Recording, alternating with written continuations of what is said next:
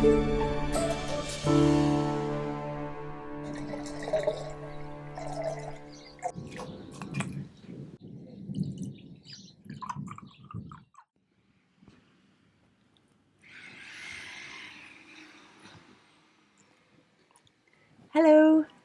welcome back to my channel.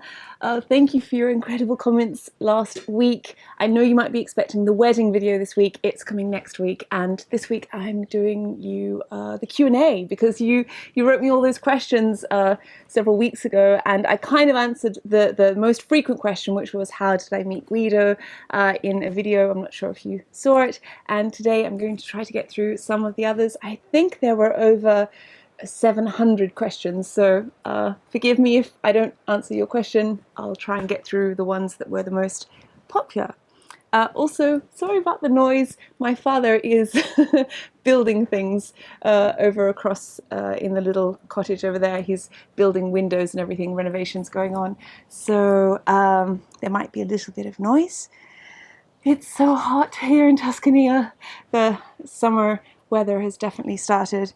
And I just have some water to try and keep cool. Why don't we start with a question? This may sound superficial, but I love your hair and makeup. I don't know if you would ever consider sharing your routine for getting camera ready, which I would love to see. But what are your go-to products? You are gorgeous with or without. That's super lovely. And a lot of people have asked that, oh, could you do a makeup tutorial? But I probably won't ever do a makeup tutorial because I am absolutely rubbish at doing makeup. I really have no idea. I didn't really grow up in that generation that was watching YouTube tutorials. I was thinking the other day how my whole school life, like going to high school, I never wore makeup. It wasn't just me. I mean, I think it was sort of just before that craze hit with young girls having YouTube makeup tutorials come out every single day, and so young girls are getting inspired, but also perhaps maybe a little bit too focused on makeup very young, and so consequently I sort of I didn't really wear makeup even when I was at university. I didn't really wear makeup, and then only later in life I started. But I've always lived in hot climates, so I feel like makeup doesn't really work well in humid climates because it sort of runs down, or when you see people in the heat and up close, I hate that look when it's really caked on. So but probably there are people who are quite adept at putting on makeup even in hot climates, but I'm certainly not one of them. I think that if thank you for your compliments about my makeup or hair, but do you know what it is? It's actually just that I'm good at understanding where the light is, usually with my videos. So if you ever see me looking presentable or looking like I have got good makeup, it's usually just lighting. It's not anything to do with any skill in making myself up. So yes, in terms of go-to products, I don't know. I just like mascara and just moisturizer. I find my skin's very dry, so I really like serums. I just like to put some serum on, and that's kind of it.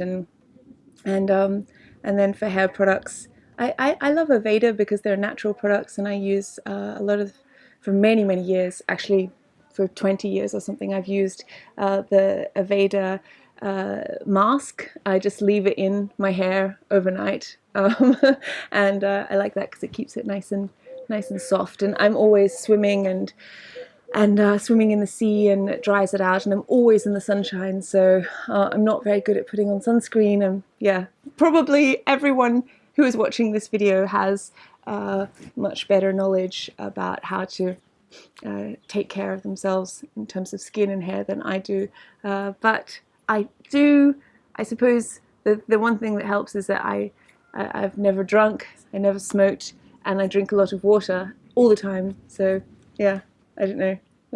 It's annoying when people give that answer, isn't it? Oh, just drink a lot of water.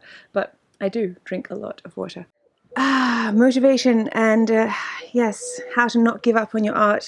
I think this can happen to all of us now, because we have so much access to other people's art, and this can be inspiring, or it can just be a bit debilitating if you take it in everyone else's work and then you're just comparing yourself to how successful they are, how they're monetizing it, how they're distributing their art.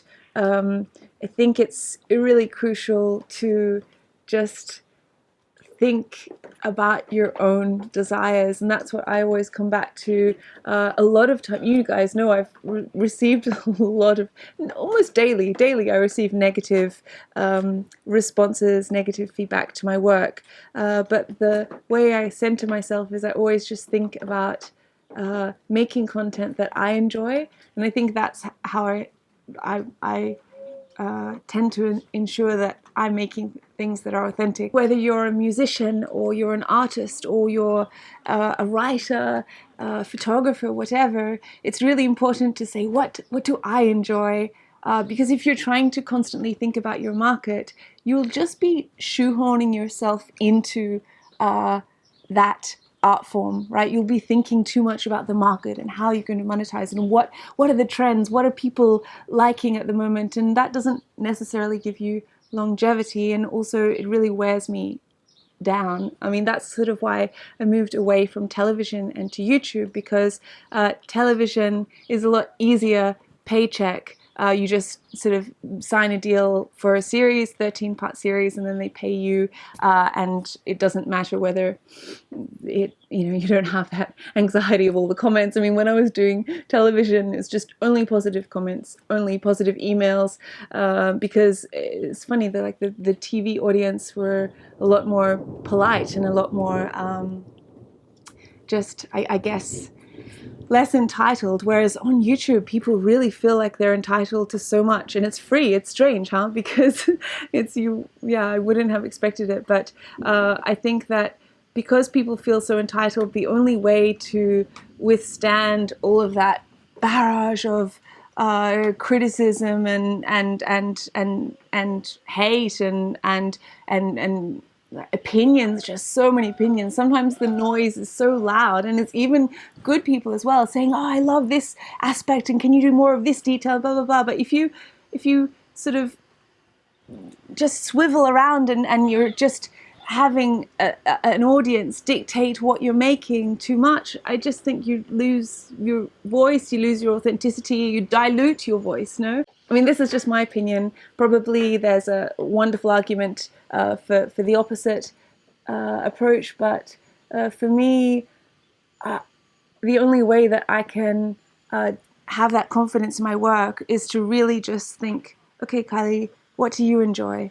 What picks you up? What content do you want to consume when you're at the lowest of your lows? And in terms of confidence, I mean, I remember, for example, I just got this horrible people just criticizing me, and it was just before I was about to do that whole tribute to Beauty and the Beast, the fairy tale video where I with Guido, where I'd bought all these dress ups for like Beauty and the Beast and wigs, and I was dressing up as a man, an old woman, and a Disney heroine, and it was pretty theatrical, and it was quite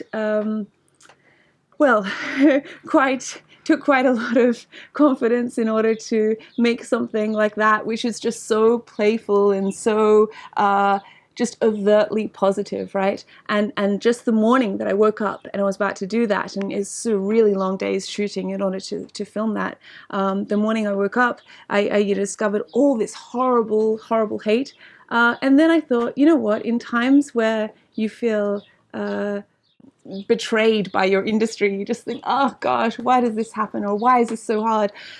That's where you've just got to sort of knuckle down and say, no, go harder on whatever it is that defines you. So for me, I am playful, I am dreamy, I am positive, and so I thought, I've got two options here. Like, I can either cower down and think, okay, maybe I'll just tone down the smiling and tone down all the joy and all the romanticism, but then I don't know, that's so sad, isn't it? I thought, no, you know what? There are always going to be people out there who don't like your work or who feel really triggered by it because maybe, whatever, maybe they don't agree with your creative choices, or maybe they would like to be doing what you're doing and it comes out as an attack on you then. So you just sort of got to put those people aside and say, look, if I'm going to be a creator and you're going to put it out into the world, just be yourself 200%, right? Because if you tone yourself down, or if you try and kind of find a happy medium between being who you are and being what is safe and doesn't get any criticism, or doesn't sort of perhaps is just the sort of more financially rewarding path, then I don't think you'll have longevity, and also after a while, people, I think, will realize they'll pick up on the fact that it doesn't feel real. And the problem is that I think these days people are quite mistrusting of positivity. So my sort of identity and being ciao. Sorry, there's someone. You're sì, esatto. They said, is it, vieni qua, they said, this girl said, is it easy to understand each other? I guess she means in Italian and English. We don't have big language barriers because luckily I'm half English, so half Anglo-Saxon, and you are very Italophilized, so that makes it easier. See, and then she also asked, how do we communicate our insecurities to each other? By yelling and hitting each other. No, no, absolutely not. He's joking. I'm joking. He's very sarcastic. Trying to communicate. Yeah, that's Well, no, I think probably one of the things you do is try to talk about it before it becomes an issue. Like if you keep things inside, and then when they finally come out, they'll explode, and probably in a way that's quite cruel. Whereas if you just sort of mention like, hey. Generally, when we have the initial part of what could be a fight is just someone that's insecure or has a fear, and so we, instead of fighting, we try and work out the... In fact, if you even just say that word, this makes me feel insecure, or I'm insecure about this, then half the job's done, because then you're like, oh, okay, that's a fear of yours? Okay, I'll take care of you. I'll go back and work. Okay, ciao. Okay, next question. Someone said, what was the motivation behind 2 Lonely Valentines videos? You know, I worked so hard on those 2 videos for Valentine's Day, for Heartbreak. I said many times the reason I did the 2 videos on Heartbreak was because I felt really lucky to be in love, but I know that Valentine's Day can be very hard for people who are sort of heartbroken or perhaps single and not happy about being single. And so instead of doing a video where I'm like, oh, I'm so in love, I'm so happy, it's so romantic, I wanted to do something for people who are in the opposite situation from the situation in which I find myself. So and also because I get the question I'd say every 2 days someone writes to me asking how to deal with heartbreak. I know I was helping my sister through a really hard breakup, and I just thought, oh gosh, imagine if someone didn't have a sister or didn't have a family they felt they could talk to. And so I wanted to really dedicate 2 full videos to providing that resource. This is where YouTube really has its advantages, because you don't have to share your personal, private pain with me, but I could just make a video that could keep you company on those nights when you're just feeling a little bit down and deflated and defeated.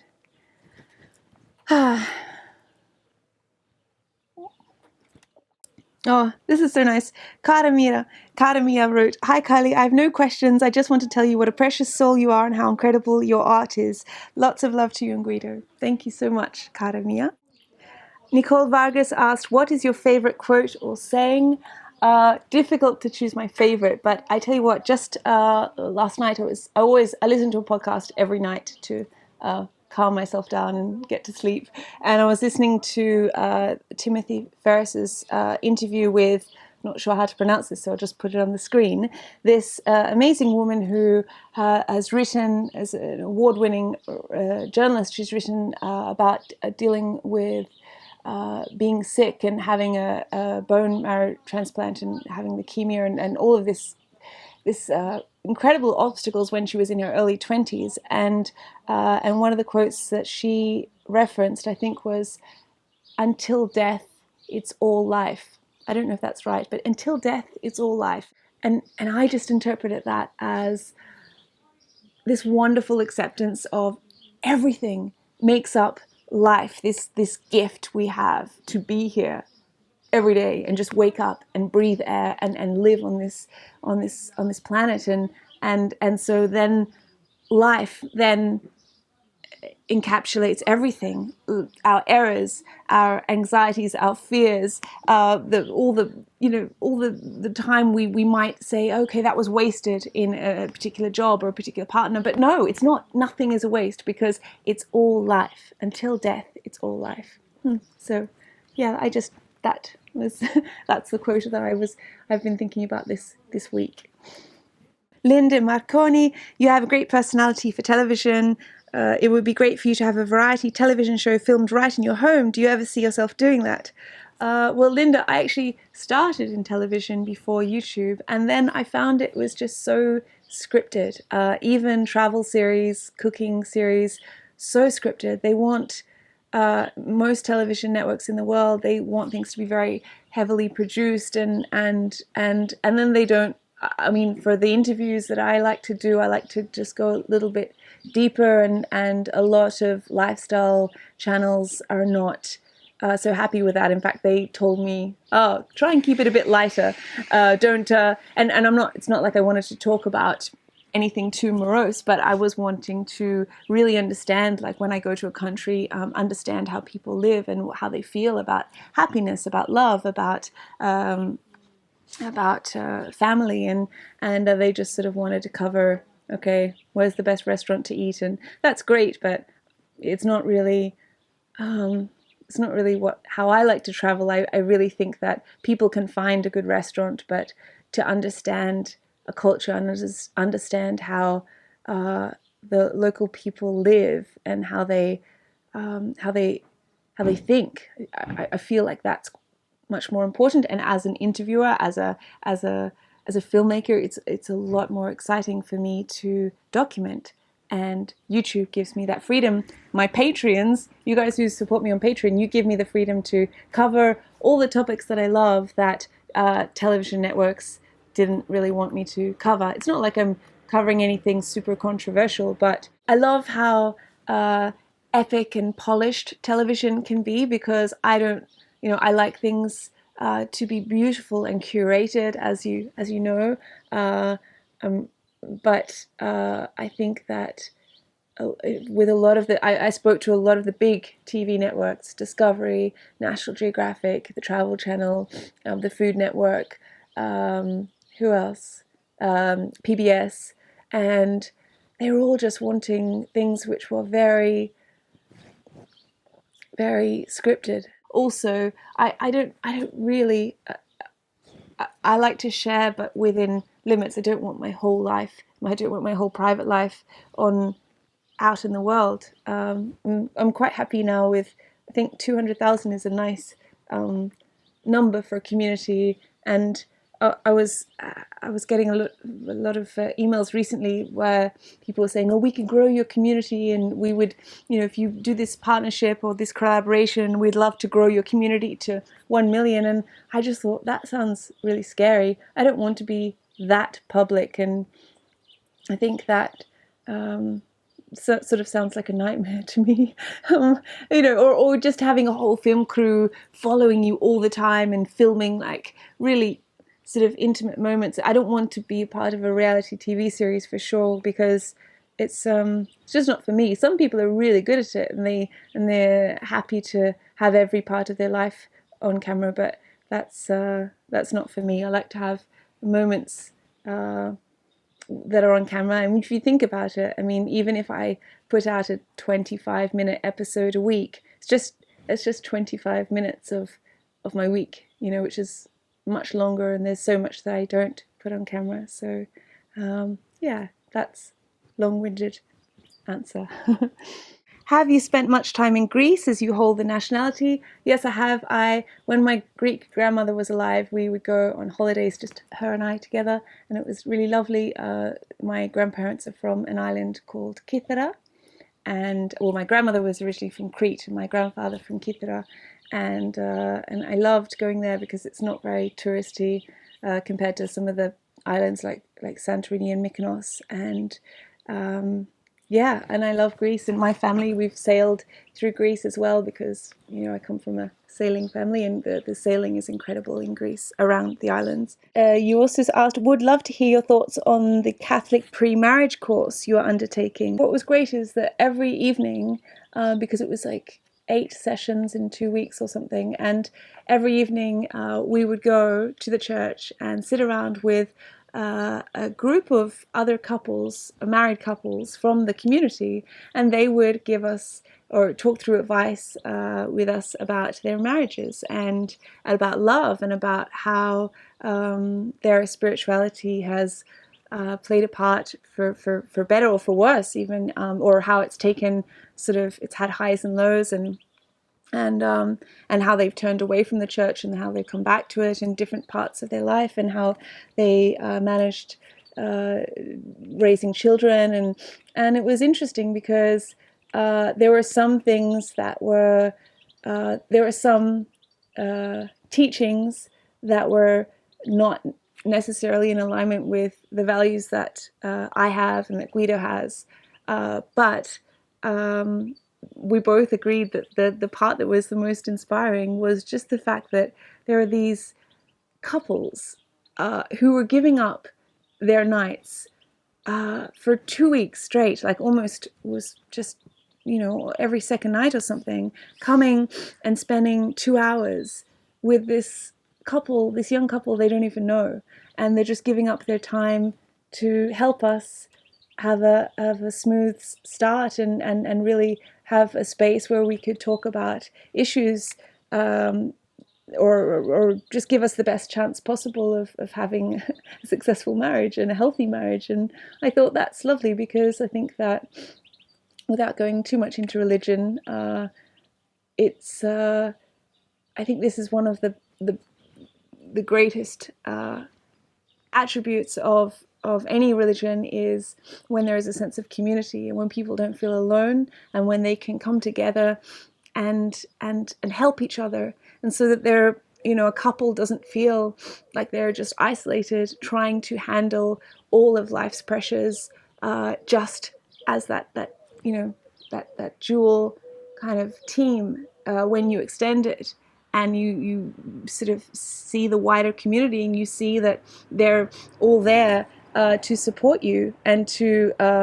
just at least to even be there and say, hey, look, yes, this part of marriage is hard.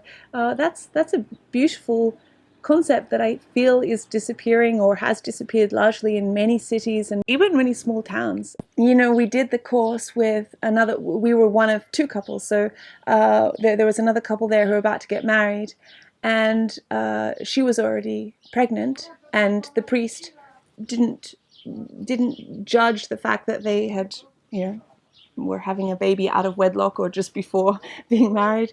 He was just really welcoming. The guy, he actually had this horrible thing happen where his sister was killed, and she left behind this very young baby, and then within the space of 6 months or a year, the father of the baby was killed. So you have this small child orphaned, and he sort of sat there and said, well, I'm here just to support my fiance. And I found it so inspiring because I thought, wow, you know, that's actually, and Guido said, actually, that's the the most beautiful thing, because for someone to go along to a religious course for marriage when they've had this horrific thing happen to them, he watched his sister die, then his brother-in-law die, and then just saw this child being left alone in the world, orphaned. And he could be very angry at God or at anyone who claimed to believe in God, and yet he's there supporting his fiance and saying, oh no, I'm coming along to these courses because she has a lot of faith and I really want to support her in that. And then, as Guido said, he said that's the most Christian act, in a way. It's the most beautiful example of love and of spirituality, is like thinking of your fellow human and thinking of their needs, and he was truly just thinking of his fiance's needs. He could have been just consumed by his pain, and instead he was going along every night to speak about a God that he wasn't sure that he believed in. Pretty inspiring. What are your plans for family? Would you like many children or any at all? I bet you'd make a wonderful mama. Thank you so much. That's very nice to say. Yeah, I would love children. I mean, I would love multiple children, because I had a sister and it was just such a wonderful experience having a childhood with a friend beside you. I know it might be a bit old-fashioned, but I like the tradition of having it be formal, starting the chapter as husband and wife, and then once you've created that home, that union, then starting a family. But of course, I know so many people who just haven't been married, have had children, and then decided to be together. I mean, you can obviously do whatever works for you, but what works for me is that more sort of traditional path. Yeah, so I hope we're lucky, but these days it seems like so many people have problems with fertility, so we shall just hope that we are blessed with a family and see what happens. Okay, what are your plans for Bottega Flavelle, and will your parents be coming to the wedding? I really hope so for you. Love, Romy. Yes, this is a question many people have asked about Bottega Flavelle. Do you know, I haven't properly spoken about this because I'm not the only party involved in it, so I had to sort of ask what I could share. If you have no idea what I'm talking about, I wanted to create this collection of clothing that would be beautiful and all manufactured in Italy, which was quite a challenge because these days almost every brand just gets stuff made in other countries, and then they put made in Italy, but not really. It's usually just packaged in Italy. So I wanted to make these dresses and pieces that would feel really feminine and inspired by classic cinema. And the reason I embarked on that was because I had this investor come to me, a Canadian actually, and he was an amazing human who had been watching my work for many years, started watching my shows, my TV shows in Canada, and then started following my work on YouTube. And he reached out to me and said, look, I'd really love to work with you on a project. And we discussed a lot of different ideas, and eventually decided on retail or e-commerce, because he was very interested in that area, and we went through the entire process, and it was really stressful but really exciting because he was a dreamer and very had the same aligned values that I have about attention to detail and having all the materials be really beautiful and sustainable, and in creating a work culture where we felt like a family. And then, my gosh, there were just so many challenges, and I've had this before because I've been working in Italy for many years, and I know that, I mean, this country is just wonderful, and in terms of like fashion and craftsmanship and this artisanal work, it's this is it. This is the we're in Tuscany. It's like this is where you can get the most beautiful fabrics and the most beautiful artisans. But from a business perspective, it is a really tough country to do business in. Very few people respect deadlines or have an idea of how to do things efficiently, and this is something that Guido has said constantly. I mean, it's not just me, but I was still optimistic because I know. I mean, I've made TV shows, I've produced TV shows with all Italian crews, and I know how unreliable people can be and how it's quite difficult to get things done to budget and on time, because there's a different concept of time here. But I was hopeful, and we hired a wonderful Italian girl called Clotilde, and she was remarkable and worked so hard. And then we had, I found all the suppliers. I mean, I was working. Wow, I mean, I was just about burnt out, I think, because I was editing the Iran series, which remains to this day probably one of the series of which I'm the most proud. I just put all my heart and soul into that, and I spent so much time researching it. I was so cautious about putting something out into the world on a country that is so just conflicted in the minds of many people. And so I was working just night and day, and then trying to get this Bottega Flavelle ready for launch. And we got to the point of, I designed all of this, all of the prototypes. It's interesting because you think, oh, support smaller groups of people, support the artisans, but actually the reality can sometimes be that you sort of invest in like the underdog or whatever, and then you can get taken advantage of. And I invested in this family and with this Canadian investor, and we were really feeling good about it because we hired the whole family, and then they really were just very unprofessional in so many ways. And we paid them a large amount up front because we realized that we were no one with nobody. They had never heard of Bottega Flavelle, so we were trying to really do right by people. And actually, the Italian who had put us in contact with this family, she said, "I'm mortificata, I'm mortified," because she just couldn't. She said, "This is just so unprofessional, and it's horrible the way that they've treated you." And then so I went for a larger production house that are responsible for creating work for some of the big names in Italy, Alberto Ferretti, and all of these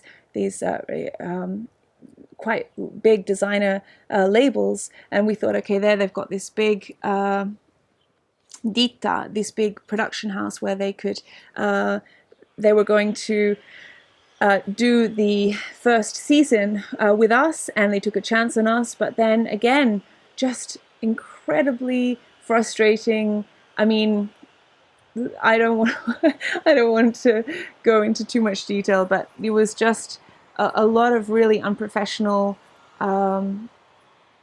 behavior. And this investor, the Canadian, was just had such faith in me, and he was throwing up his hands and saying, "I can't believe how hard it is to work in Italy," because he was really quite generous and fair in wanting to make sure that people were paid properly. And there's just a different concept of timing, and people saying that work had been done when it hadn't been done. Anyway, what happened then is we overcame all of that. We had all the prototypes made. They're absolutely beautiful. We got all the labels printed. I just worked so hard on every little detail. I mean, we had like the wax stamps with the logo so that we could close a beautiful envelope for every box that would arrive in the boxes. I'd photographed the frescoes on my apartment in Florence. I don't know if you remember, there was these beautiful frescoes, and then we had them printed onto the boxes. We had the labels made, and the tags and everything. I mean, I don't even know. At a certain point, I don't even know how I was doing it, and also running the YouTube channel at the same time. And And then we were just about to launch, and this was just before COVID hit. And then the Canadian investor, had a complication happen with his business in Canada, and he had to put everything on pause. And I remember the phone call when that happened, and I just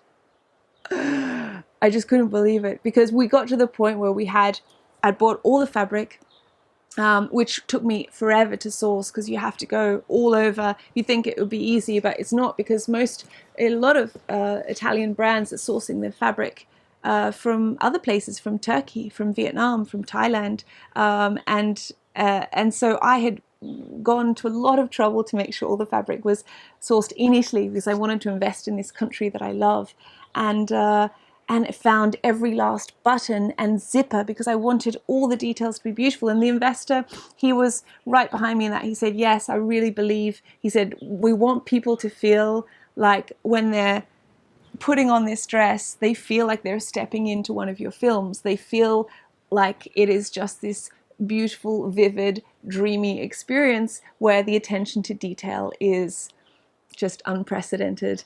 And I feel like we got there, because if I could show you some of the stuff we've created, it's just exquisite. And yeah, so we were all ready to go, and then this thing happened with his company in Canada, and he just had to step away, and he had to put a pause on everything. And yeah, we were just so close to launching. And then at the same time that the investor had to put a pause on everything, COVID hit, and Italy went into lockdown, and then the rest of the world followed. And it's interesting, because I could have felt really just destroyed by this. You can imagine you work for a year on a project, and you just encounter such stress and conflict and so many obstacles, and you overcome every single one, and then you're just so ready, like you've just created all this momentum, and you're ready to launch, and you're finally ready to just give this project to the world and see what the response is. And then it's aborted or paused. And yet when COVID happened, it made me realize I suddenly I had to pivot, and I thought, okay, Kylie, you could feel really sad about this. You could feel really even frustrated, because I've put in so much work, and now it's just. But then I thought about it, and I was like, no, you know what?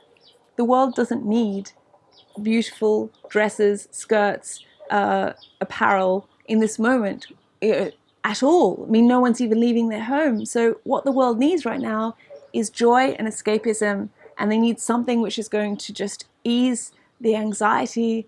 It was what had to happen. It was the perfect timing, really, because if I had launched, I would have been focused on that, and I would have maybe kept putting out a weekly video.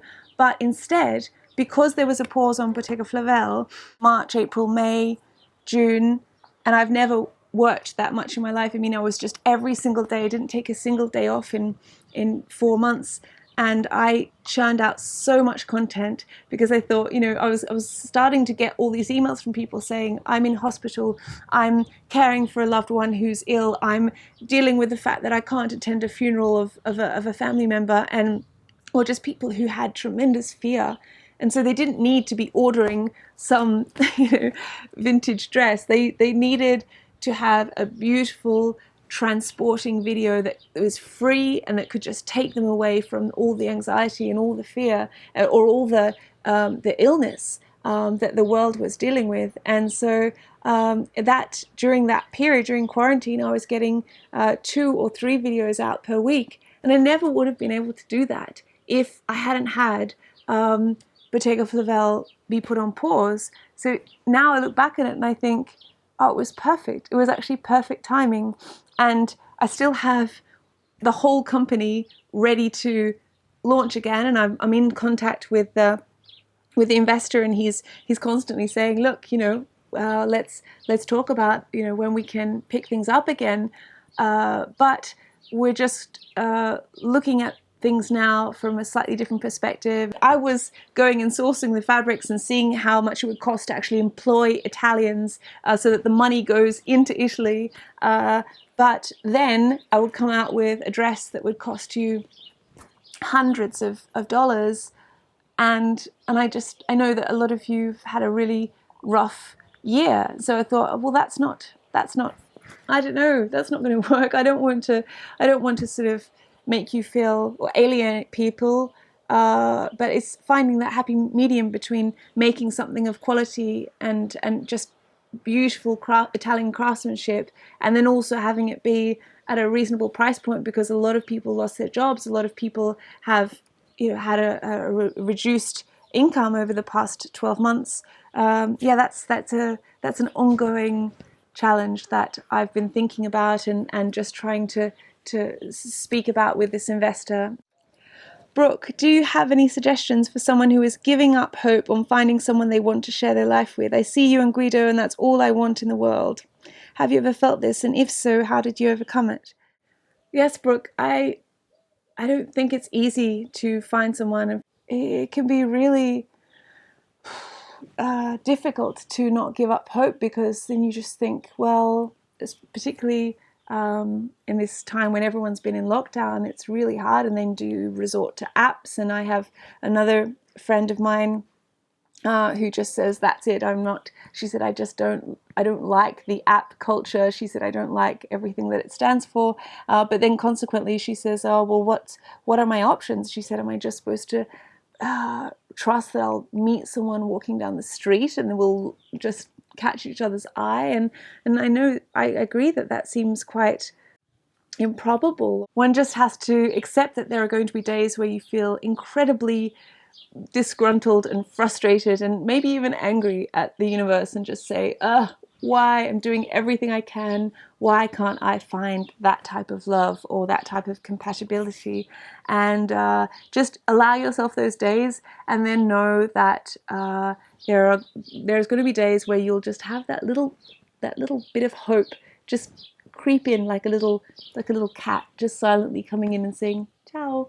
And it does happen, because so many times I'd felt like I'd just given up, and I thought, this is ridiculous. Because I know you can go out to a dinner date with someone and you think, this is so far from what I want, or what what I need, and you think, I can't even get through this dinner with this person, let alone conceive of growing old with them. But then if you just keep living your life and keep focusing on your passions, then inevitably someone with similar passions is going to cross your path. And it's important to know when to just take a break from dating and give yourself just time to build up some enthusiasm again and some hope again. Because if you're saying, I need to put myself out there, I need to get out, I need to go and meet people and go on dates, and no, but sometimes you also need to just protect your reserves of faith and energy, so that then if you're just like a dating machine, it's I think you're just going to wear yourself down, and then you'll get really jaded about dating, as it happens to many of us. So I would say choose your dates with discernment, and just sort of ration out your energy and your optimism, so that you don't just tear through it all, and then you find yourself after a month just saying, I'm exhausted and I have no faith in love. This episode is already too long, so I'm going to stop here. But I actually filmed more answers to your questions. So if you would like to see part 2 of this Q&A, just let me know and I can edit it and put it out in a couple of weeks. I have to get married, and I'll have that wedding video for you out next week. I've actually already started it, because I filmed all these scenes with my dress to show you it all up in detail, and some scenes with my family as well. That will be, hopefully, I think, maybe online next Friday. Thank you for watching, as always. Thank you to those who support me on Patreon, and hope you all have a beautiful weekend. Ciao.